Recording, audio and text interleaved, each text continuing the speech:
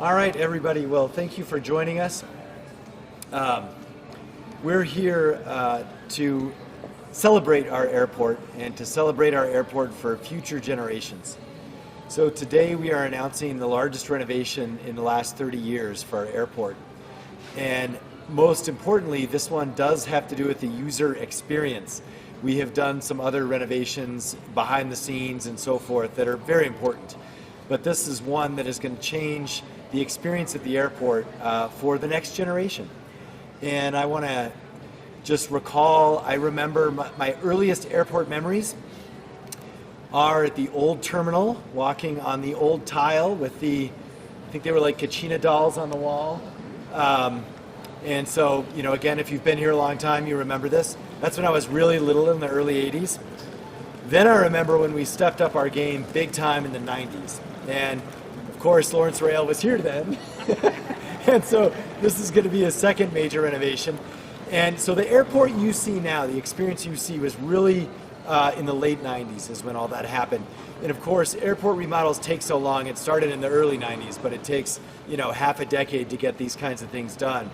And so this will be the next phase in the airport for the city of Albuquerque and the state of New Mexico in terms of a transformational change. Probably, you know, without knowing what else, it'll be the largest change for the next 30 years, no doubt. So there are two main parts to this project. And the first one is something that folks are going to experience when it's done, but not as much when it's not. And so I'm going to describe these. We're going to hear more details. We have some renderings, but I'm just going to give you an overview. And so this project overall is going to be about $85 million. Now, these are so long, I'm sure that cost will go up, but that is the current estimate, and that's what we're going out to bid on. I also want to let you know why we're talking about this today. The contract to do all this went out to bid on Friday. So that's why we're disclosing this. It already is public. There's been planning around this for many years, and the concepts have been through council and so forth. Of course, City Council will have to approve the contractor who's going to do it. So that's kind of the last approval that'll be needed. And lastly, I'm doing kind of the boring stuff up front. The funding for this is already in place. So this is all, the airport is an enterprise fund, and we have the funds to do this. And so anyway, that's just kind of preempting some questions there. So let's talk about what we are doing. First step is this empty Tia Juanitas that we know has been empty since the pandemic. And as we also know, even before the pandemic was never really crowded either. And it was Garduño's, it was Los Cuates, I think it was even something else in between, El Pinto or something like that. Anyway, it's never really worked. But it also predates September 11, so having a large restaurant outside of security really doesn't make sense. And so we're going to fix that problem and create more room for security. So TSA has been after us for some generational upgrades now for almost 20 years. We're going to get that done. So security is basically going to be in this area right here where Tia Juanitas is. And then we're going to take where security is and open that up to a new food court. That's the big change. And so we hope down the road, this will be way down the road, but you know, that might even include iconic local shops and businesses, whether it's Dion's or Laguna Burger or whatever. That's certainly part of the plan, but we have to get this built first, and then we're going to work on exactly what we're going to do with respect to all those different things. So this project is expected to take place over the next 3 years. In the next 8 months, it's mostly going to be planning and design and behind the scenes work, and then people are going to start seeing the construction. It'll be done in 2 major phases.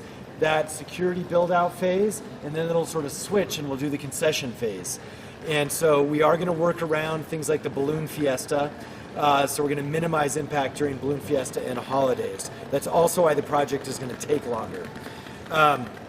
We also know that the security checkpoint that we're going to put in, just to highlight some of these pictures, this is a sort of a newer concept of doing security. You can see looks like it's baggage claim, but it's not, it's security. So it's sort of a winding conveyor belt thing that is the latest in trends for security. Here we have a picture of, this is going to be where all the restaurants and so forth are going to be. You see like tenant and so forth. But this is where the statue is now, the eagle not sure it's an eagle, but that statue. And so that's going to be opened up, and that's going to really help out our food situation and give us more things we're going to be able to do.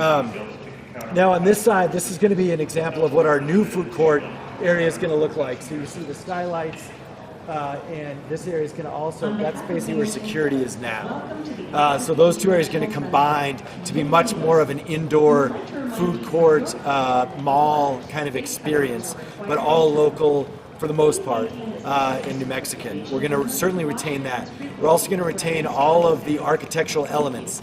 So our iconic ceiling, our iconic brick floor, all of that is staying the same. Lastly, I do want to mention just, we are upgrading all the fire suppression.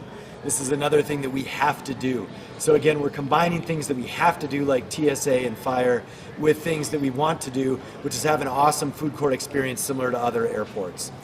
Okay, so I think with some more details on that, I'm going to hand it over. Some folks some folks are a little bit newer. The next one, though, is a familiar face, our COO, Lawrence Rael. Lawrence?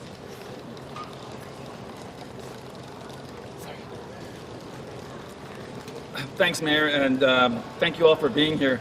Let me just summarize a little bit of what the Mayor said as it relates to the project itself. There are three basic components to this project. One is the safety and security, if you will, as it relates to what TSA does for our facility and what it does, obviously, for the traveling public. That's one component. The second component is the building safety. The safety as it relates to what the Mayor alluded to, the fire suppression, all of the mechanical systems and the telecommunication systems that are in the building. As the Mayor says, this building is over 30 years old.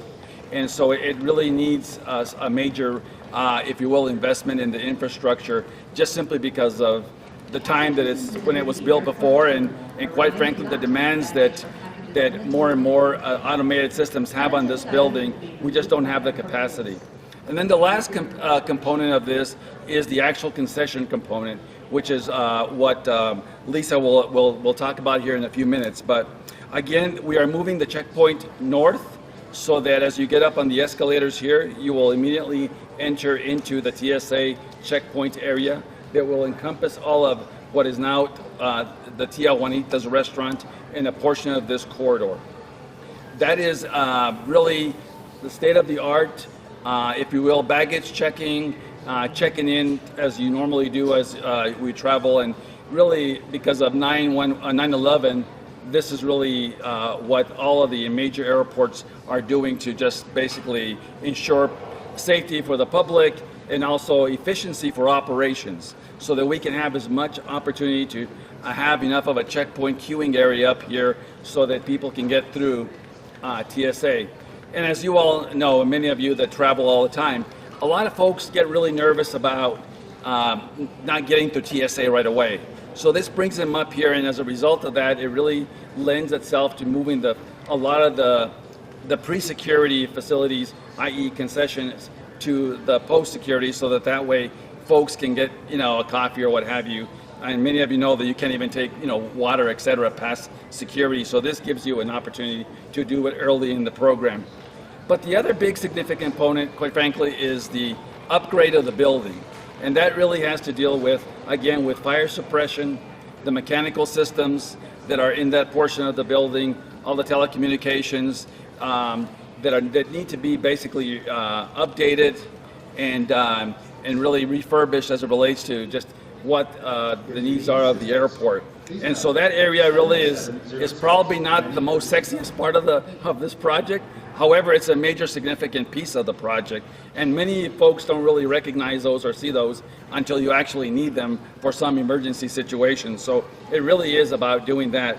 But it also will include, for example, lighting throughout the terminal. We'll be converting a lot of these lights to LEDs so that we have a much more sustainable building, and that it lights the area in a very bright and New Mexico way, if you will. As the mayor alluded to, a lot of the architectural designs that you see now in front of us are as a result of an architectural firm that was approved by the council several months ago, FBT, and they've started doing the designs of the facility, etc. And One thing that's also very unique, and Richard will talk about this, is how we're procuring the contractor that actually is going to build the facility. The project will be a very different project, and I'll let Richard describe that a little bit as we go forward. But nonetheless, as the mayor alluded to earlier, the one thing we aren't going to change is the aesthetics and the motif of what we see that's truly iconic for Albuquerque in New Mexico, which is the Southwest architecture and the beautiful facility that we do have here, and that, to the extent possible, we'll preserve. The last but not least, for the traveling public, as we move forward to construction, like many other airports, we'll block off areas where the construction is going. We'll have a very aggressive educational campaign going through the program, telling people what's under construction, so that, because inevitably it's like anything else. It's like navigating through a construction project on a road, right? We're all trying to get from point A to point B. So we just got to make sure that we're efficient and that we keep tabs. We'll have some, if you will, some newsletters that will go out just talking about the progress of the project, because it is going to last some time, and really making sure that our traveling public really understands what's going on. And remember, this is New Mexico's gateway. So lots of folks from all over the state, southern Colorado, and probably eastern Arizona, and even maybe western Oklahoma, all use this airport. So a lot of folks aren't always used to it. So we just want to make sure that we have as much information and make it as painless as possible for folks that are navigating through the facility. But it really is a major remodel. And as the mayor said, I was here before when we finished the last remodel.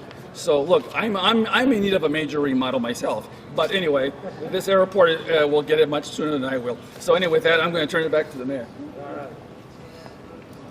All right, thank you, Lawrence. Now I do want to introduce our acting director of the airport. Actually, next up we're going to hear from our Sunport development manager.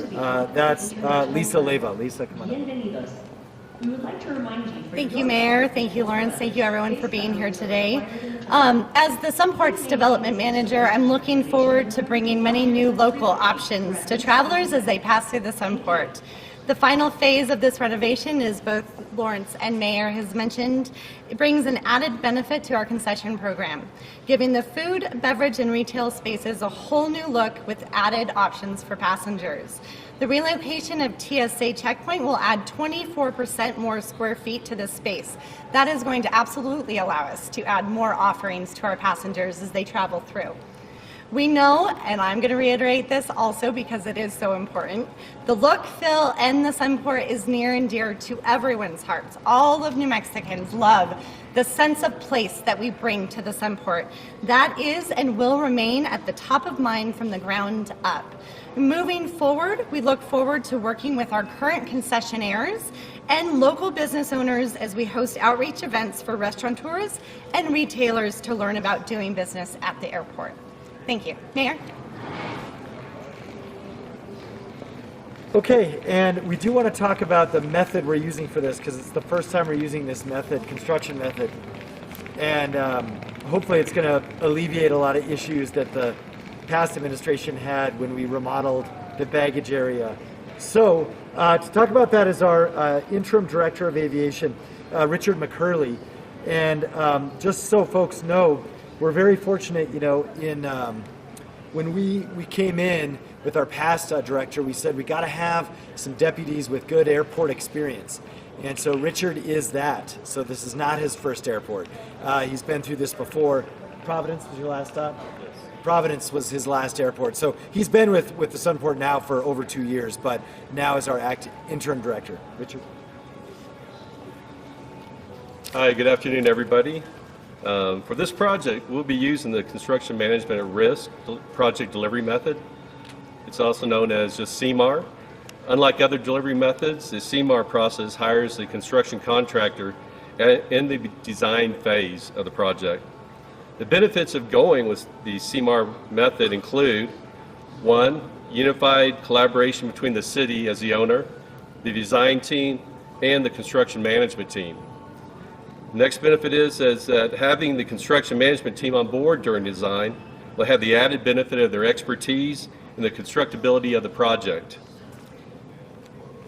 Another benefit will be we'll have an enhanced and defined project schedule with the construction management team reviewing the design. They'll provide input in determining the construction build schedule. The final benefit is there will be a guaranteed contractual cost with the construction management team, in that at the end of the design, we'll negotiate a guaranteed maximum price with the construction management team before the start of the construction. And then finally, funding for this major project comes from revenue generated from aviation operations and federal infrastructure grants. For this project, no tax dollars will be used for this project. All funding will come from the airport revenues.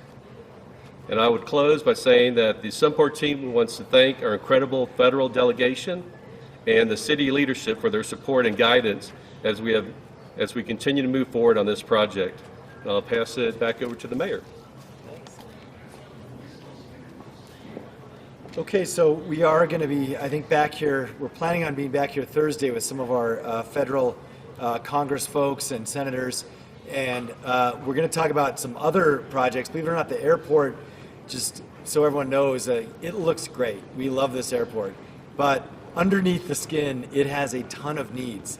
And so we're going to be talking about some more of those that wonderfully our federal delegation is going to help out with also. But just want to reiterate, this specific project went through sort of the appropriate funding channels, internally funded by the Sunport enterprise revenues. And so that's why we know we can do this with what's on hand in terms of funds at the airport at this time. So I think with that, if there are questions, we got lots of great folks here who can answer them. Sure. I know you alluded to it. I think Lisa did the concession contract right now. I believe it's with Fresca's. Where are we at in the term of that contract, and where are we going with that? Is it going out for RFP? Are you bringing in new people? How does that work? So I think there are like 4 vendors. I'm going to get you a professional answer, but just to remind you, it's not just them. There are many vendors in the airport, and we have a transitional agreement with them for how we're going to do this. So who wants to chime in on that? Lisa? Thank you, Jessica. So the mayor is correct. We do have 4 different vendors from retail and food and beverage. All of their contracts are expiring this year. However, they do have 2-year provisions. We're working with each of them individually on their extensions as well as proper phasing to ensure that all of our the offerings remain open during the construction process. We want to make sure that all of our passengers still are able to get food, drink, and retail here during construction. Would there be like a new RFP? Oh, yes, that's correct. Yes, eventually we will be going out to RFP. Like I had said in my comments, we'll be doing our outreach process, both with our current concessionaires as with the local community. Any others?